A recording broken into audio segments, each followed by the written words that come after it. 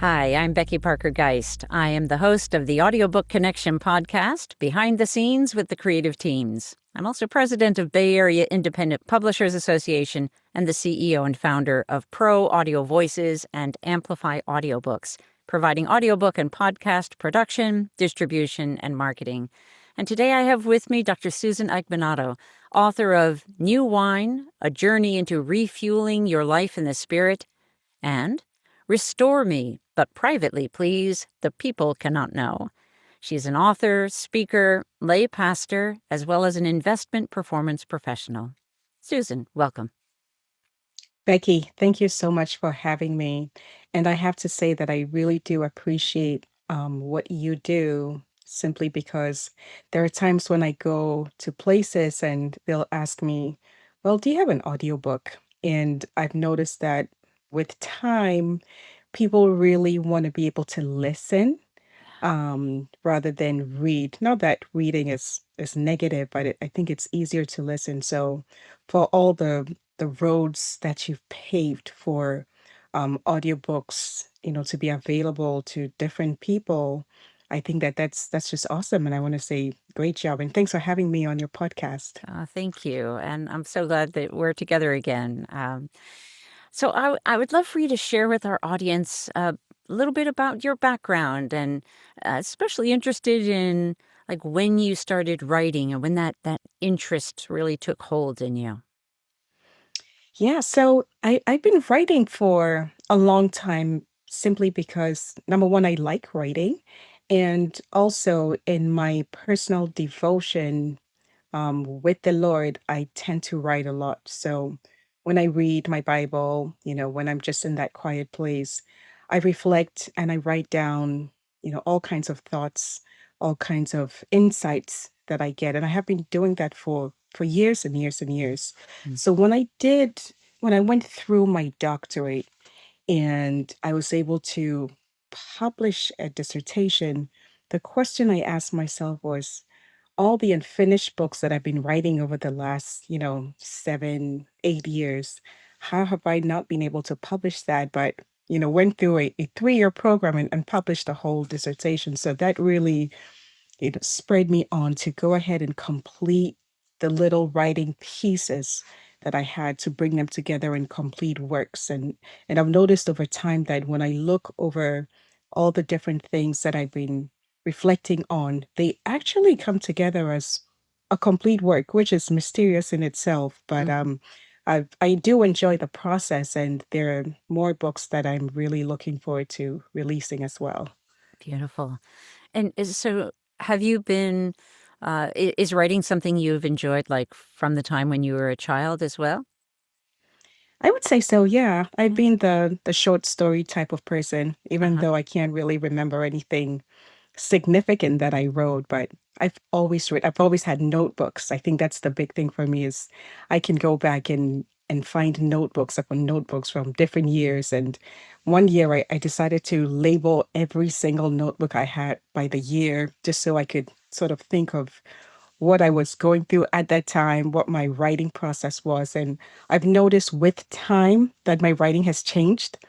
It's become more academic, but also more conversational at the same time. Before it was just, story form, but then I noticed that I don't want to just tell a story, even though these are not necessarily stories, but I want to have more facts behind it. I want to have more academic weight behind what I'm writing, but at the same time, I don't want you to feel like you're reading a textbook. Right. So I've noticed that the journey has really changed over time where I've become more conversational, but you're definitely walking away with something. Yeah. You have reminded me of how, like, I guess, probably mostly from college when I got more consistent about it, about writing a journal and, doing that writing. And I found it fascinating to go back and look at some of the things that that I wrote at, especially at critical, times in my Right. life, when something was particularly challenging. And partly amazed by how much I'd forgotten about what I was feeling, but I've found it so interesting. Have you found that same kind of thing? I was going to say you're exactly right. I think if you like to write, it's almost therapeutic. It Yes. helps you process whatever it is you're going through. And I can tell you that my journals are probably my best friends because when I'm going through something, I write it down. And sometimes I have to write it in code because just in case anybody reads it, Right. who's part of my problems and my issues, these names are in code, but the process of writing is its own therapy. And it's almost like once you release that in writing, you feel a weight, coming off of you. And even in this case, I'm writing and I'm praying at the same time. Mhm. And there are times when a Bible verse will just almost come into my mind and I will write that down. And just like you said, I would go back, a year or so ago and say, I was going through this and this was the Bible verse I wrote down. Wow. How Yeah. applicable it was at that time. And I really firmly believe that when you're a Christian and you journal, it opens up you to a lot more revelation in the sense that I feel like the Lord is saying, "Oh, in you writing this down, you're taking me a little bit more seriously, so I'll give you more."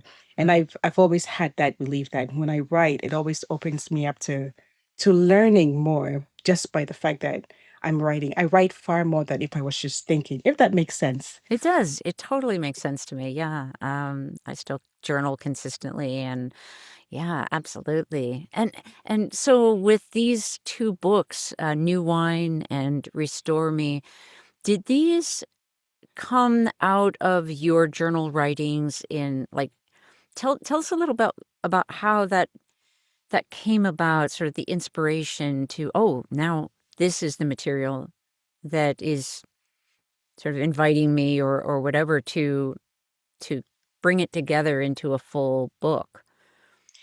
Yes, going even further back, one of the books I was so sure I was going to publish first was called The Prayer Altar.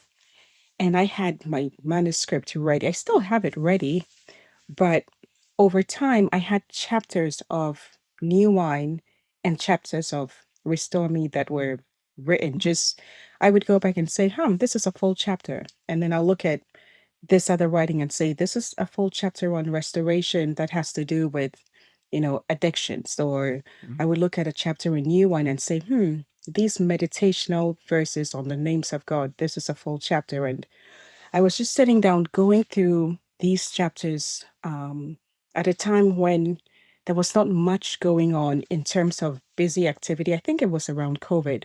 Mm. And like I said, I was going through my doctorate, but then at the same time, I said, this feels like what I'm actually going through now, because with Restore Me, I felt like I had come to a place where truly I needed restoration within my soul. Mm. And so I looked back and I said, this looks like these chapters come together to form a complete work on restoration. And I worked on that and finished the conclusion. Same thing with New Wine. I remember I was reading First John chapter 1, and it specifically talks about how the blood of Jesus cleanses you. And I was thinking of the concept of cleansing, of restarting. Mm. And immediately, different scriptures started to open up about, when you think about comparing wine with the blood, for example, and how new wine is different from old wine and its functions. The next thing I knew, I had just stitched all those chapters together Mm. again with a conclusion. And so it's just weird how that happened. So all of a sudden, I was done with New Wine, I was done with Restore Me, and I still haven't published the first full manuscript, which is The Prayer Altar. And I've told myself 2026 is the year. Oh, very good. Very good. Tell us a little bit about the titles. Did was it did those grow out of the did you sort of start with the titles, or did you feel like after you compiled them, then they came to you? What was that process like, the choice of titles? Becky, I don't think I've even thought about that until now. Mm. because I remember knowing that on my laptop, I saved them under the title New Wine and under Restore Me. And I've never even thought about how I got the names, how I got the titles, but it's almost like I said, okay, these chapters belong to this category of New Wine, Mm. and these chapters belong to this category of Restore Me. And I have to tell you, it's just by inspiration because I didn't sit down and analyze that at all. So Yeah. that's an interesting question that I have to take back and Yeah. stew on myself. Where did they come from? Yeah. And as you were writing and drawing the books into manuscripts, did you have a specific audience in mind that it felt like these, this material is for this particular audience?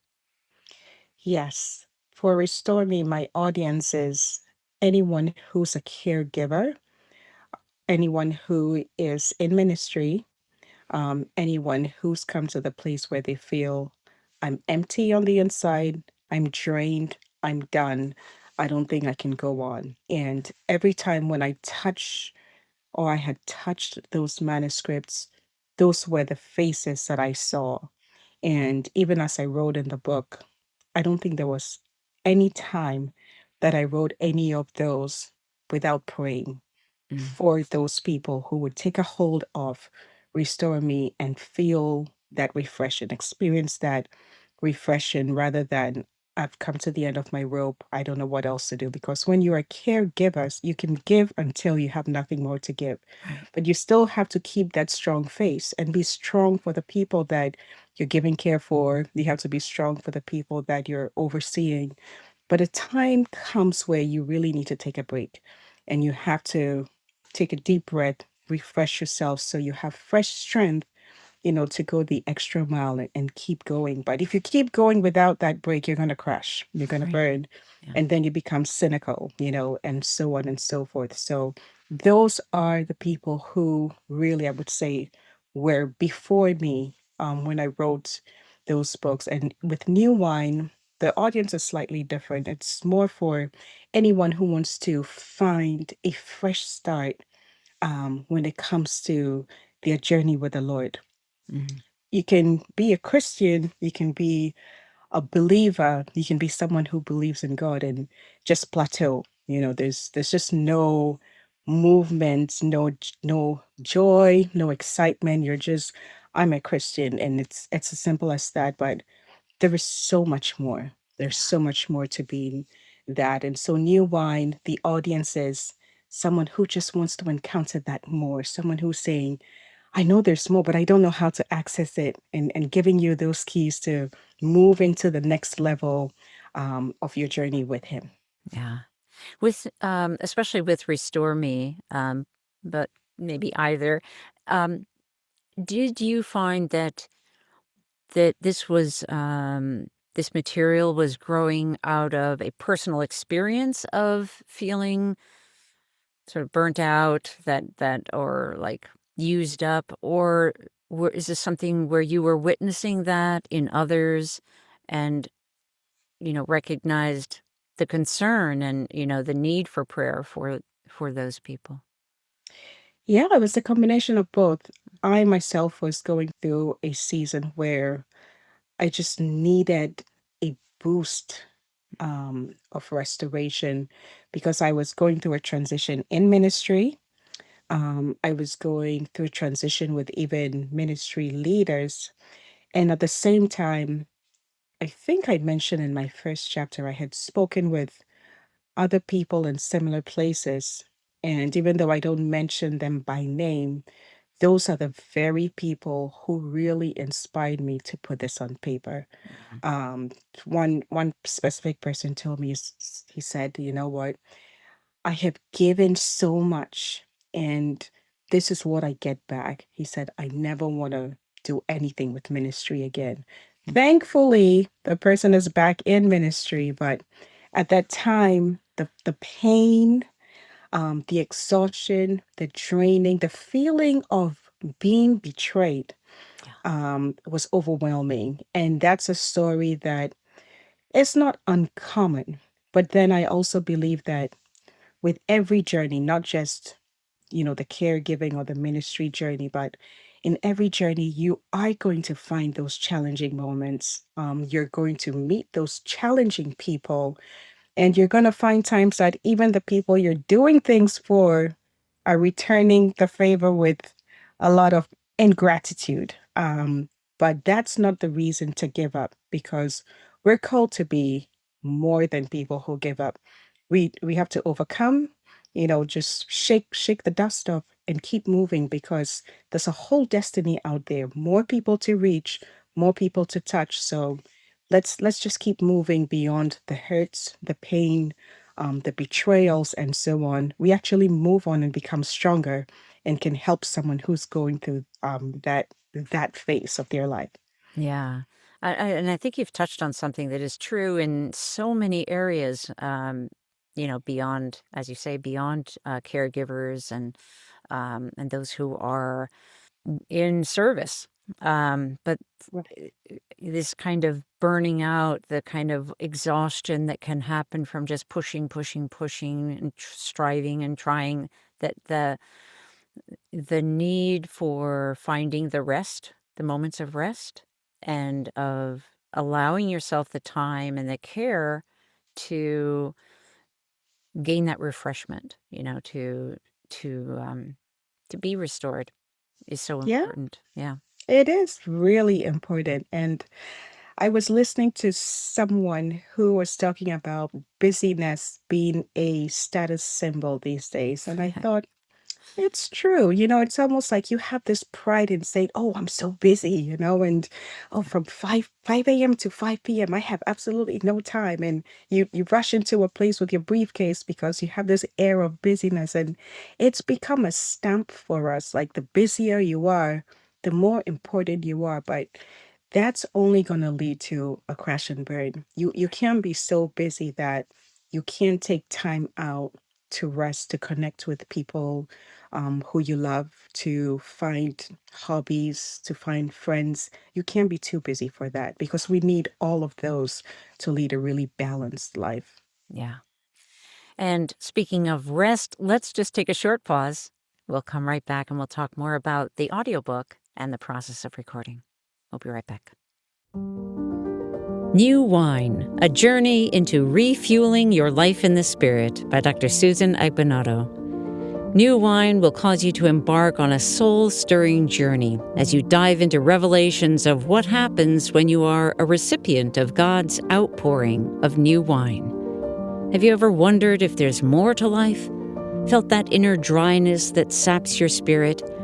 It's time to uncork the new wine of the Lord. Within these pages, you'll encounter a tapestry of narratives meticulously woven to awaken the dormant embers deep within your soul. New wine will provoke you to stir up an insatiable hunger for the extraordinary. Don't surrender to the mundane. Embrace the promise of greater things ahead.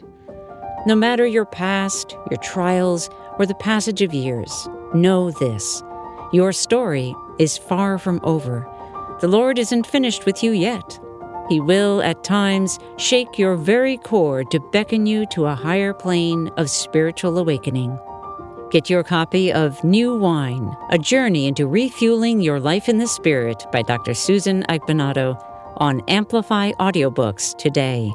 You will also find her book, Restore Me, but privately please, the people cannot know, on AMPlify Audiobooks. And so let's talk about the audiobook. This was co-narrated, so I narrated some parts of it and you narrated other parts. And for our listeners, so Dr. Susan Agbenoto flew out to Portland, Oregon to record here at my studio. Tell us a little bit, if you would, Susan, about that decision and then also how it felt like that went for you. Yeah, first, you're being very modest and saying we co-narrated. You narrated 80% or 90% of it. And I think you did a fabulous work with that. Thank you. Just the cadence of your voice, and taking the material and embodying the spirit of it. I really enjoyed that. And so I know when we were talking in the beginning, I was debating whether or not I wanted to record, especially the parts that had to do with proclamations and prayers. Mhm. But finally, I just decided that I wanted to do that in my voice. And so, of course, if it wasn't going to turn out well, I wasn't going to do it. But I think you let me send a sample. And Yeah. out of that, we decided, let's give it a try. So my coming there was just really to do that. And I can tell you that for a very long time, even before I started thinking book writing, I've always wanted to do an audio recording of prayers, of psalms, Mm. of inspirational sayings. And my vision is someone who is in a place, in a dark place, and they just need a voice of hope Yeah. speaking over them. So for a very long time, I've wanted to do that. So just being able to do that 5% Hmm. of the book, I it's a dream for me, that's been fulfilled, and the experience was amazing. You made it very easy, and I think that just because your studio is equipped with everything that's needed, it was just you coaching, me just speaking, doing what I wanted to do, and then boom, there we go. We were done. It Yeah. was an amazing experience. Oh, good, good. As you were talking, it was what came to mind is how powerful voice can be. Yes. As you're talking about doing the prayers or the proclamations, that there's something so both at the same time intimate because it's very personal. Right into the ears of the listener and its vibration, and I think there's something just wonderfully powerful about that. So it was great having you here and working with you on that. Was there Thank any? you. Yeah, I totally agree with that, though. Yeah, Yeah. I agree that there is something really powerful about just hearing. And even the Bible tells us that faith comes by hearing. Yeah. If Becky, every morning somebody tells you, you're a lovely person, oh, you're going to do great things every single day, you'll see that even if you don't do anything great, you have this feeling within you that I'm achieving something. On the other hand, if someone tells you every day, oh, you're worth nothing, and oh, I don't like your hair, and all those kinds of things, Yeah. you'll see that immediately, even being a CEO and being having all these wonderful accreditations and so on, just hearing that voice telling you, I don't like the way you look, I don't like the way you sound, it makes you coil inward Right. and not do as much. But there is something about a voice that affirms, a voice that says, you're going to make it, and Yeah. and God is with you, you are strong, you are lovely, you are wonderful. And I think that there's power in audiobooks, and that's why in the beginning I said thank you for doing what you do, Yeah. because we really need that audio piece also. Yeah. When you were talking, I was thinking about like calling on the name of the Lord. The calling.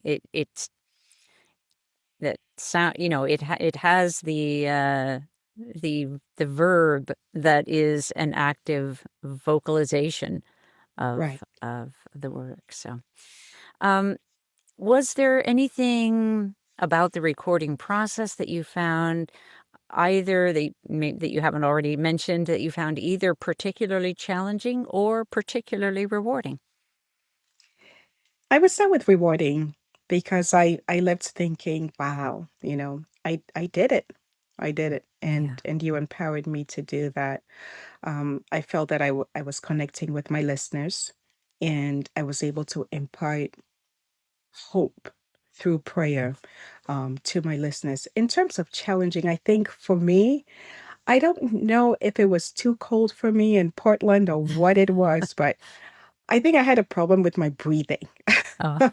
And once or twice, I think we redid something because I was either breathing in a funny way or something to do with breaths. And I Yeah. had to learn how to just take a deep breath and just speak. But other than that, it was a really smooth process. Yeah. great. And tell us about your aspirations moving forward. I think you said you're working, maybe we'll get that next book out into the world. Is that what you're working on now? Yes, I'm actively working on publishing the prayer altar book. Hmm. And I mean, not to sound cheesy or corny or any of those C words, when I left your studio, the first thing I thought was, I would love to record prayer altar. I would love to record that and like generously say, co-narrate that because it's a book that really talks about how to spice up your connection with God Hmm. through prayer. And even though it talks about prayer, there are prayers that are in it. And the whole time when I was leaving your studio and going back to the airport, I thought this would be awesome on audio. And that really spurred me to get a publishing house and publish this book so we could get to the audio part of it. Yeah, But great. that's my big thing for 2026 is getting the prayer altar established. That's great. Is there a website or a place where our listeners can go to keep up with when your next book is released? Yeah, absolutely. So my website is susan-agbenoto.com. And I would love you to visit my website. My books are available on Amazon, and the upcoming audiobooks also, I believe, are going to be available everywhere audiobooks are sold. That's right. Yes. And we always encourage our listeners to get your audiobooks at Amplify Audiobooks, where that best supports the authors. Well, Susan, I want to thank you so much for being with me today. This has been a lovely conversation, and I look forward to working with you on your next project. Thank you for having me. And yes, it was lovely. God bless you, Becky. Bless you.